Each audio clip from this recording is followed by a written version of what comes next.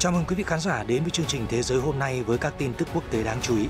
Hôm 8 tháng 2, Tổng thống Ukraine Volodymyr Zelensky đã bất ngờ rời đất nước, đích thân đến các quốc gia đồng minh châu Âu để kêu gọi viện trợ thêm những khí tài tân tiến, những máy bay chiến đấu, trong bối cảnh cuộc đại chiến mùa xuân với Nga đang đến gần. Chúng tôi có tự do, hãy cho chúng tôi đôi cánh để bảo vệ nó. Nhà lãnh đạo Ukraine nói trước Quốc hội Anh. Với lời kêu gọi khẩn thiết, Tổng thống Zelensky đã phần nào xoay chuyển được lập trường trước đó của Anh cho rằng việc đưa chiến đấu cơ đến chiến trường Ukraine là chuyện hoang đường. Đáp lại, Nga giễu cợt chuyến công du của Tổng thống Zelensky là một sự kiện gây quỹ, đồng thời cảnh báo hậu quả nghiêm trọng nếu Anh gửi chiến đấu cơ đến Ukraine. Giữa lúc Tổng thống Zelensky trực tiếp đến từng quốc gia kêu gọi hỗ trợ quân sự, một chính trị gia sống lưu phong của Ukraine lên tiếng chỉ trích, nói nhà lãnh đạo này chính là người nhấn chìm đất nước trong biển lửa. Ở một diễn biến khác, NATO vừa tiết lộ tổng giá trị cực khủng các đợt viện trợ mà các quốc gia thành viên của khối đã cung cấp cho Ukraine trong gần một năm qua. Bộ trưởng Quốc phòng Đức đánh giá khả năng Ukraine giành lại Crimea và Donbass. Các tin tức quốc tế đáng chú ý khác, Mỹ chia sẻ thông tin thu thập từ khinh khí cầu Trung Quốc cho các đồng minh.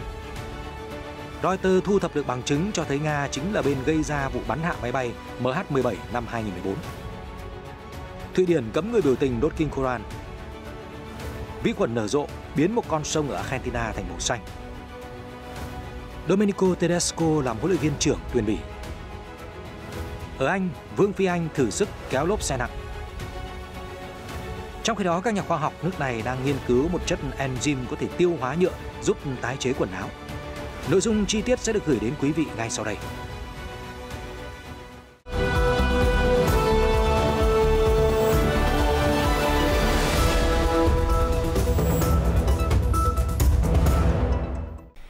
Quý vị đang trở lại chương trình Thế giới hôm nay ngày 9 tháng 2. Thưa quý vị, trong ngày qua thì truyền thông và cộng đồng quốc tế đã đổ dồn sự chú ý về chuyến công du châu Âu đầy bất ngờ của Tổng thống Ukraine Volodymyr Zelensky.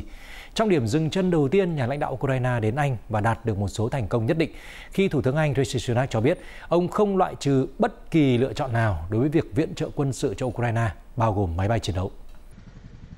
Người phát ngôn của Thủ tướng Anh cho biết Bộ trưởng Quốc phòng Ben Wallace đang tích cực xem xét các loại chiến cơ mà London có thể cung cấp cho Ukraine theo chỉ thị của Thủ tướng Sunak. Người này đồng thời nói rằng vấn đề này có thể tốn nhiều thời gian. Trong chuyến thăm bất ngờ đến London, Tổng thống Ukraine còn nhận được lời cam kết về huấn luyện phi công máy bay chiến đấu theo tiêu chuẩn châu Âu và đợt đào tạo đầu tiên sẽ bắt đầu vào mùa xuân. Thái độ của Anh đối với việc chuyển giao chiến cơ cho Ukraine dường như đã quay ngoắt 360 độ. Chỉ hơn một tuần trước, London cho rằng đây là điều không thực tế vì máy bay chiến đấu là những phương tiện cực kỳ phức tạp, phải mất hàng tháng để đào tạo sử dụng. Trong khi đó, phía Nga cũng đưa ra những phản ứng mạnh mẽ đối với chuyến thăm của Tổng thống Zelensky đến Anh, cũng như thái độ của London về việc cung cấp chiến cơ cho Ukraine. Theo CNN, Đại sứ quán Nga tại London hôm 8 tháng 2 đã mô tả chuyến đi vội vàng của Tổng thống Ukraine Zelensky tới Vương quốc Anh là một sự kiện gây quỹ, là một chuyến lưu diễn vòng quanh châu Âu của cựu diễn viên hài mặc áo xanh. Đáp lại thái độ xem xét tích cực của Anh về việc gửi máy bay chiến đấu đến Ukraine, cơ quan đại diện ngoại giao của Nga cảnh báo Moscow sẽ đáp trả bất kỳ hành động không thân thiện nào từ phía London. Tuyên bố của Đại sứ quán Nga có đoạn: "Chúng tôi muốn nhắc nhở London rằng nếu kịch bản đó diễn ra, một đợt leo thang quân sự khác sẽ bùng phát, kéo theo đó là sự gia tăng về số người chết vì xung đột. Những hậu quả chính trị quân sự đối với lục địa châu Âu và toàn thế giới đang nằm trong tay London." Hiện London, Kiev chưa phản hồi về bình luận trên. Ngay trong cuối ngày 8 tháng 2, Tổng thống Ukraine Volodymyr Zelensky đã rời Vương quốc Anh, hướng đến điểm dừng chân tiếp theo trong chuyến công du là thủ đô Paris, Pháp. Tại đây, nhà lãnh đạo Ukraine đã gặp gỡ Tổng thống Pháp Emmanuel Macron và Thủ tướng Đức Olaf Scholz. Phát biểu trong cuộc họp báo chung, Tổng thống Pháp Macron đã nói với người đồng cấp Ukraine Zelensky rằng "Chúng tôi luôn sát cánh cùng Ukraine đi đến chiến thắng. Ukraine có thể tin tưởng vào Pháp và các quốc gia đồng minh trên con đường xây dựng hòa bình. Nga không nên và sẽ không được giành chiến thắng trong cuộc chiến này." Ông Macron cũng khẳng định rằng Paris sẽ tiếp tục viện trợ quân sự cho Ukraine dựa trên tinh thần thích ứng và tái thích ứng với nhu cầu của nước này. Về phía Đức, Thủ tướng Olaf Scholz cho biết Berlin sẽ cung cấp vũ khí cho đến khi nào Ukraine còn cần. Đáp lại sự ủng hộ mạnh mẽ từ hai nhà lãnh đạo Pháp và Đức, Tổng thống Ukraine Zelensky bày tỏ sự biết ơn, nói rằng chuyến đi bất ngờ của ông đã tạo cơ hội để họ gặp gỡ và nói chuyện trực tiếp. Pháp và Đức là những bên có thể thay đổi cuộc chiến, ông Zelensky ca ngợi. Đồng thời nói thêm, Ukraine càng sớm nhận được vũ khí tầm xa và máy bay chiến đấu, liên minh chúng ta sẽ càng mạnh. Theo một số nguồn tin sau Paris, Tổng thống Zelensky dự kiến sẽ đến Bruxelles, Bỉ để dự hội nghị thượng đỉnh của Hội đồng châu Âu diễn ra vào ngày 9-10 tháng 2. Văn phòng Thủ tướng Italia tiết lộ với CNN rằng nữ lãnh đạo Giorgia Meloni sẽ có mặt tại Bruxelles tham gia hội nghị và gặp gỡ Tổng thống Zelensky của Ukraine. Ở một diễn biến khác, mới đây, ông Viktor Medvedchuk, lãnh đạo phe đối lập ở Ukraine đã lưu vong lên tiếng chỉ trích Tổng thống Zelensky và sự hỗ trợ của phương Tây dành cho chính quyền Kiev. Ông Medvedchuk cho rằng nhà lãnh đạo Ukraine hiện nay bất tài và không thể điều hành đất nước theo cách đúng đắn.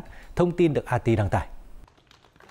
Tổng thống Zelensky được bầu năm 2019, ông được cho là một người theo chủ nghĩa hòa bình khi cam kết chấm dứt các chính sách hiếu chiến của người tiền nhiệm Petro Poroshenko. Ông Medvedchuk, thủ lĩnh phe đối lập For Life, viết một bài báo cho hãng RIA Novosti và nói rằng giờ đây tình hình đã thay đổi. Lời hứa của ông Zelensky đã trở thành bản án cho Ukraine. Ông Medvedchuk viết, nhà lãnh đạo mới có nhiệm vụ cân bằng hệ thống chính trị của Ukraine và mang lại hòa bình cho đất nước. Nhưng ông Zelensky đã thất bại và đổ lỗi cho Nga vì sự kém cỏi của mình. Ông Medvedchuk lưu ý, Tổng thống Zelensky đã mất đi sự ủng hộ vào cuối năm 2020 và không có khả năng tái đắc cử trong nhiệm kỳ tiếp theo. Ứng viên tiềm năng vào thời điểm đó là một chính trị gia thuộc đảng For Life. Theo ông Medvedchuk, cuộc xung đột và những hành động chống Nga công khai sau đó đã cứu lấy sự nghiệp chính trị của ông Zelensky. Ông viết Ukraine chìm trong biển lửa vì cái tôi quá cao của nhà lãnh đạo này. Ông ta đang được phương Tây đề cao. Ông Medvedchuk cho rằng Tổng thống hành động như một người chiến thắng, nhưng chiến thắng chưa đến.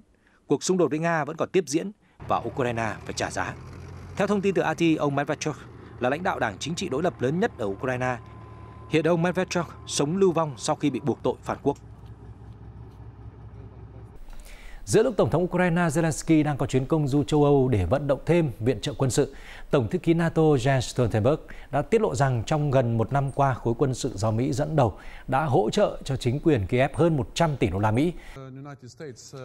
Tổng thư ký NATO Stoltenberg nói trong cuộc họp báo chung với Ngoại trưởng Mỹ Antony Blinken tại Washington rằng kể từ khi xung đột nổ ra vào cuối tháng 2, NATO đã cung cấp hỗ trợ chưa từng có cho Ukraine khoảng 120 tỷ đô la Mỹ tiền viện trợ vũ khí, nhân đạo và tài chính.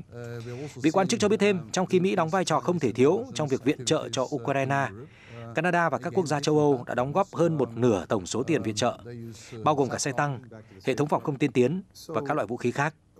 Trong cuộc họp báo, Ngoại trưởng Mỹ Antony Blinken tiết lộ về mặt viện trợ quân sự cho Ukraine, nước này đã tiêu tốn gần 30 tỷ đô la, còn các quốc gia khác trong NATO là khoảng 13 tỷ đô la. Nhà ngoại giao hàng đầu của Mỹ đồng thời khẳng định việc giúp Ukraine có lợi thế trên chiến trường là chìa khóa mở ra giải pháp ngoại giao cuối cùng cho cuộc xung đột. Hồi tháng 12, Bộ Quốc phòng Nga ước tính phương Tây đã cung cấp cho Ukraine số vũ khí đạn dược và vật tư trị giá 97 tỷ đô la. Theo Moscow, việc phương Tây vũ trang cho Ukraine chỉ đang khiến xung đột thêm kéo dài và làm gia tăng nguy cơ Nga và NATO bị kéo vào cuộc đối đầu trực tiếp. Trong khi đó, Bộ trưởng Quốc phòng Đức Boris Pistorius vừa bày tỏ sự không chắc chắn về khả năng Ukraine có thể giành lại được bán đảo Crimea và Donbass. Đồng thời, ông Pistorius khẳng định sự ủng hộ mạnh mẽ của phương Tây chính là chìa khóa quyết định kết quả xung đột Nga-Ukraine.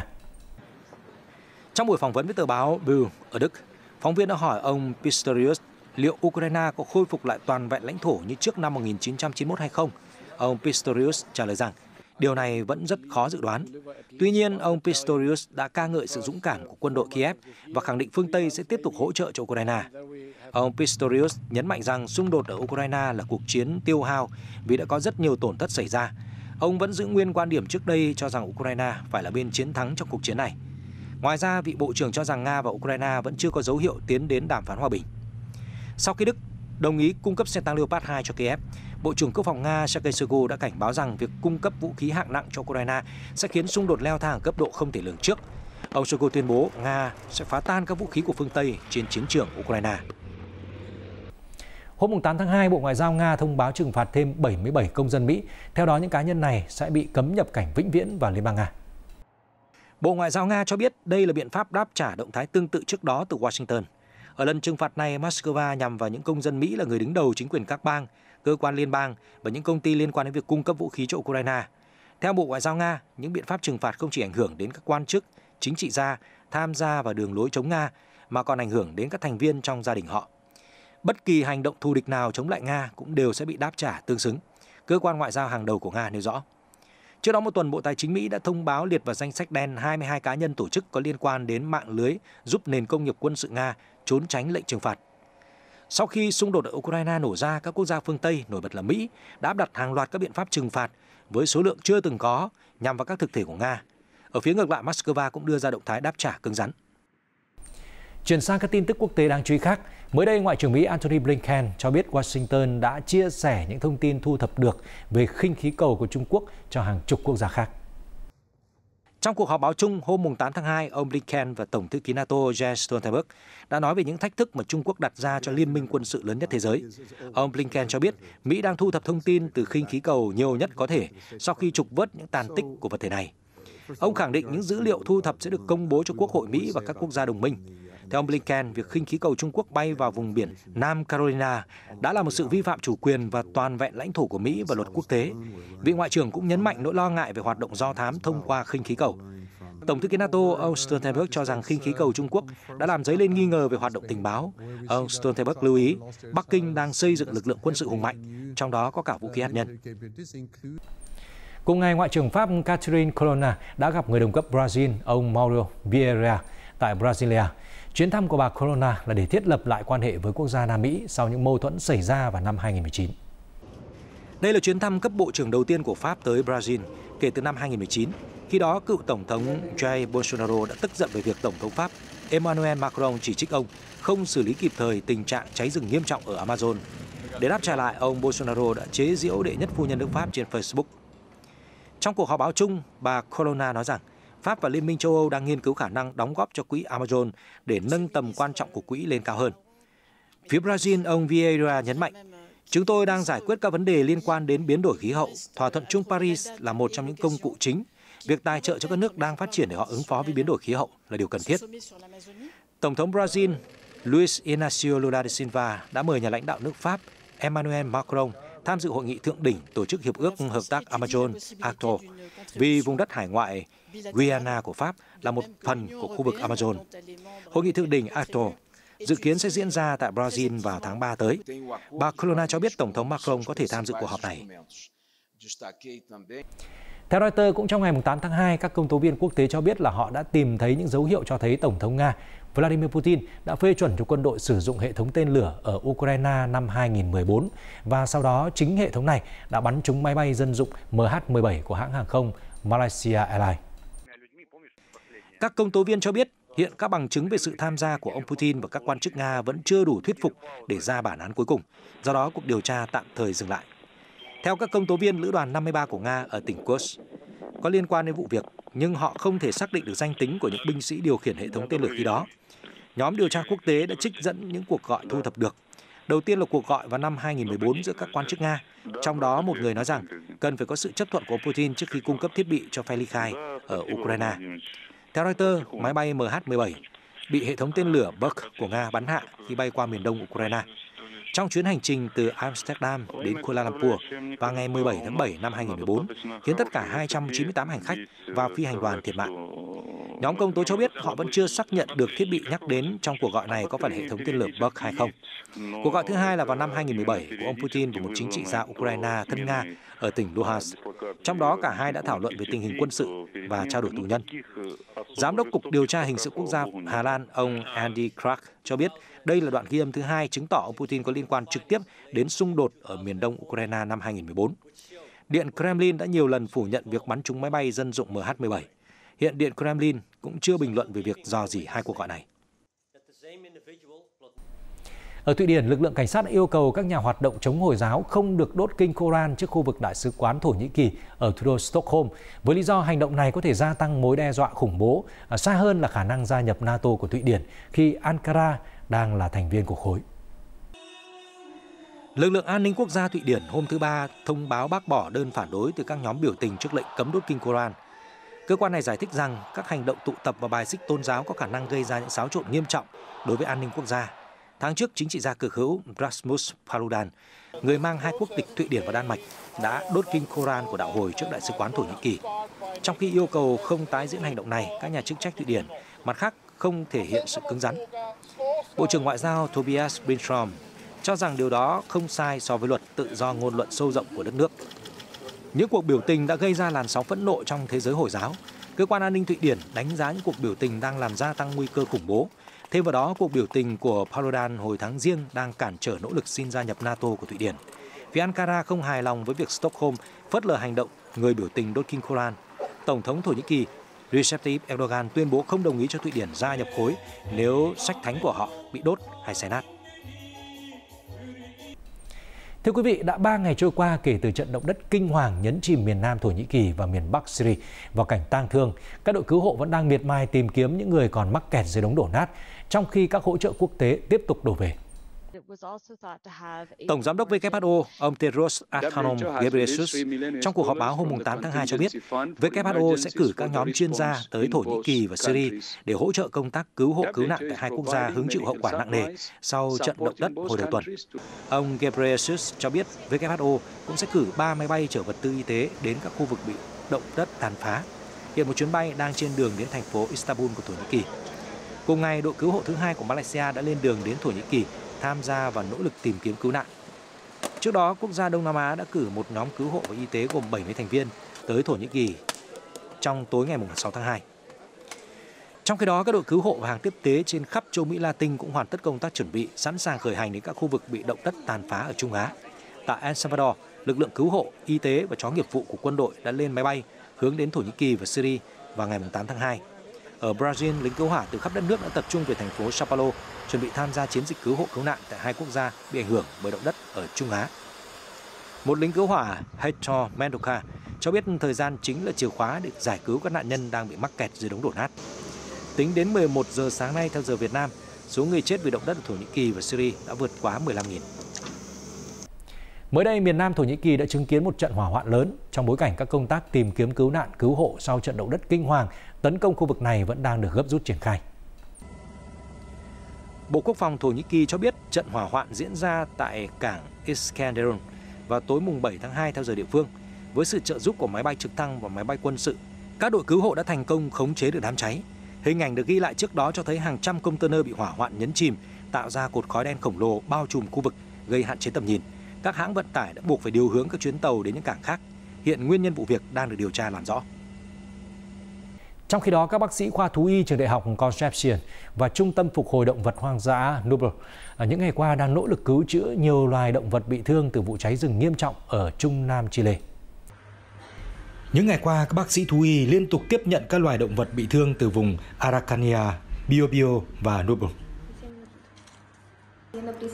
Đa phần các con vật bị bỏng ở nhiều cấp độ khác nhau, suy hô hấp và nhiều triệu chứng khác do lửa và khói bụi. Chúng tôi đang cố gắng để giúp chúng giảm cơn đau. Trung tâm đang điều trị cho nhiều động vật hoang dã, trong đó có các loài đặc hữu như hươu pudu, trồn túi opossum và nhiều loài chim nhỏ của Nam Mỹ. Chính quyền Chile cho biết khu vực bị ảnh hưởng bởi cháy rừng đã lan rộng với diện tích gần 295.000 ha. Các nhà chức trách cho biết đã có 24 người thiệt mạng, khoảng 2.180 người bị thương và 1.180 ngôi nhà bị phá hủy. Các khu vực Trung Nam Biobío, Araucania và Nubel là những vùng chịu ảnh hưởng nghiêm trọng. Ở Argentina, các quan chức môi trường đã khuyến cáo người dân và vật nuôi phải tránh xa nguồn nước của dòng sông Plate do có chứa một loại vi khuẩn gây độc. Thông tin được Reuters đăng tải. Chính quyền thành phố Buenos Aires đã ban bố tình trạng nguy hiểm khi vi khuẩn lam nở rộ ở bờ phía nam sông Plate và một số hồ xung quanh. Ông Guillermo Gelli, một quan chức môi trường cho biết vi khuẩn lam sống trong các vùng nước và chúng sẽ sản sinh rất nhiều nếu vùng nước đó không chuyển động nhiều do thiếu gió. Vi khuẩn lam là những sinh vật cực nhỏ. Không phải tất cả đều tạo ra chất độc, nhưng các nhà khoa học cảnh báo chất độc đang tăng lên do biến đổi khí hậu. Tình trạng vi khuẩn lam lan rộng là do dư thừa chất độc hóa học như nitơ, phosphor bị thải ra từ các cơ sở sản xuất thực phẩm. Vi khuẩn lam nở rộ đã khiến cho mặt nước sông chuyển sang màu xanh rất rõ ràng. Tiếp xúc với vi khuẩn lam có thể gây phát ban, bỏng da hoặc gặp các vấn đề về tiêu hóa nếu uống phải nguồn nước nhiễm khuẩn. Tiếp nối chương trình là những thông tin về văn hóa thể thao nổi bật trên thế giới. Reuters đưa tin cựu huấn luyện viên trưởng câu lạc bộ Leipzig Domenico Tedesco vừa được bổ nhiệm làm tân thuyền trưởng đội tuyển Bỉ thay thế Roberto Martinez, người đã rời đi sau khi Quỷ Đỏ bị loại từ vòng bảng kỳ World Cup Qatar vừa qua. Liên đoàn bóng đá Bỉ thông báo chiến lược gia 37 tuổi sẽ ký hợp đồng đến hết vòng chung kết Euro 2024. Trận đầu tiên Domenico Tedesco dẫn dắt tuyển Bỉ sẽ là chuyến hành quân đến Stockholm gặp Thụy Điển vào hôm 24 tháng 3, lượt trận vòng loại đầu tiên của kỳ Euro 2024. Tedesco sinh ra ở Ý, lớn lên ở Đức. Ông từng dẫn dắt Schalke 04 Leipzig ở Bundesliga và Spartak Moscow ở ngoài hạng Nga. Tôi rất vinh hạnh khi trở thành huấn luyện viên đội tuyển Bỉ. Tôi mong chờ công việc sắp tới, được gặp các cầu thủ và ban huấn luyện. Tôi đã có những cuộc nói chuyện đạt được nhiều điểm chung với đội ngũ lãnh đạo, huấn luyện viên Tedesco chia sẻ. Trước đó, Liên đoàn bóng đá Bỉ có kế hoạch chọn Tedesco, nhưng quá trình không diễn ra thuận lợi do ông còn vướng hợp đồng với Leipzig. Sau khi bị câu lạc bộ sa thải hồi tháng 9, Tedesco nhận được mức bồi thường gần 1 triệu euro. Cựu huấn luyện viên tuyển Bỉ trước đó, Roberto Martinez cũng đã tìm được công việc mới khi dẫn dắt đội tuyển Bồ Đào Nha. Mới đây, Vương phi xứ Wales Catherine đã có chuyến viếng thăm một trường đại học ở Derby. Tại đây thì cô gặp gỡ quân nhân kiêm nhà thám hiểm Prince Charlie sau chuyến đi một mình đến cực Nam. Vợ của Thái tử William cũng tham gia vào một thử thách thú vị. Vương phi Catherine đã được chào đón nồng nhiệt bởi các sinh viên trường Lanterford College, đồng thời gặp gỡ Prince Charlie, cô gái 33 tuổi là sĩ quan lục quân trong quân đội Anh và là một nhà thám hiểm. Ngày 7 tháng 11 năm 2021, thuyền trưởng Charlie đã thực hiện chuyến hành trình một mình đến Nam Cực. Tại buổi gặp mặt, Vương phi Kate đã tham gia thử thách kéo lốp xe. 2 chiếc lốp xe nặng 20 kg đã được Charlie sử dụng để rèn thể lực trước chuyến đi lịch sử dài gần 1.485 km trong 70 ngày 16 giờ. Vương phi Kate khen ngợi những thành tích ấn tượng của Prince Charlie cùng nữ sinh viên ưu tú trường London, đồng thời trao phần quà và huy hiệu cho những bạn trẻ tham gia thử thách. Cũng ở Anh, những kiệt tác điêu khắc của bậc thầy hội họa phục hưng người Italia Donatello, trong đó có nhiều tác phẩm ít được công chúng biết đến, sẽ được giới thiệu trong cuộc triển lãm tại bảo tàng Victoria and Albert, thủ đô London nước này. Triển lãm giới thiệu một trong những tác phẩm điêu khắc nổi tiếng nhất của danh họa người Italia Donatello. Tượng cầm thạch mô tả chàng dũng sĩ David trong tư thế người chiến thắng, đạp lên đầu quái vật Goliath. Bên cạnh tượng điêu khắc bằng đồng những thiên thần nhảy múa. Triển lãm Donatello, nghệ thuật điêu khắc phục hưng, mở cửa đón công chúng từ thứ Bảy này, 11 tháng 2, giới thiệu 130 tác phẩm nghệ thuật, trong đó có nhiều tác phẩm chưa từng được giới thiệu ngoài lãnh thổ Italia như cây thập giá khổng lồ, phù điêu các thiên thần nhảy múa và những bức tượng chủ đề Thiên Chúa Giáo. Đây là triển lãm cuối nằm trong chuỗi 3 cuộc triển lãm được tổ chức nhờ sự cộng tác của các bảo tàng ở Florence và Berlin. Ngoài những kiệt tác nổi tiếng, triển lãm lần này giới thiệu hơn 50 tác phẩm của Donatello, ít người biết đến, giúp công chúng cảm nhận nguồn cảm hứng và tư duy sáng tạo của danh họa người Italia. Danh họa Donato di Niccolo di Bertobaldi được biết đến với nghệ danh Donatello, sinh ra ở Florence vào cuối thế kỷ 14. Ông là một trong những bậc thầy về nghệ thuật điêu khắc phục hưng Italia, sáng tác trên nhiều chất liệu như đá cẩm thạch, đồng, vữa, gỗ và đất nung. Triển lãm sẽ kéo dài đến ngày 11 tháng 6 năm nay. Trong khi đó, các nhà khoa học tại Đại học Portsmouth, Vương quốc Anh đã dùng chất enzyme tiêu hóa nhựa thử nghiệm lên quần áo để xem xét quá trình enzyme phân hủy những hợp chất trong quần áo, đặc biệt là polyester. Họ cho biết nghiên cứu này sẽ tìm ra giải pháp giúp tái chế quần áo làm từ sợi polyester và ngăn chặn hàng triệu tấn chất thải nhựa khó phân hủy đổ ra môi trường. Theo Reuters, nhóm đã thực hiện bằng cách cắt nhỏ vải quần áo ra, nhúng vào một hợp chất khác để chúng được nghiền thành các hạt nhỏ. Sau đó các hạt này sẽ được bỏ vào lò dung dịch có chất enzyme. Nhóm nghiên cứu cho biết họ đã quan sát thấy enzyme tiêu hóa các hạt vi nhựa và biến chúng trở lại thành nguyên liệu thô ban đầu. Giám đốc trung tâm đổi mới enzyme giáo sư Andy Pickford hy vọng rằng enzyme này sẽ giúp tạo ra một nền kinh tế thân thiện với môi trường. Ông nói ngành thời trang ngày càng đối mặt với nhiều áp lực trong việc tìm ra các loại vải sản xuất quần áo bền vững. Do đó, giải pháp tái chế chất polyester trong quần áo khi chúng hết hạn sử dụng sẽ là một yếu tố thay đổi hoàn toàn thị trường thời trang. Nghiên cứu về chất enzyme tiêu hóa nhựa giúp tái chế quần áo của các nhà khoa học ở Anh vừa rồi đã khép lại chương trình Thế giới hôm nay. Cảm ơn quý vị đã quan tâm theo dõi. Xin kính chào và hẹn gặp lại.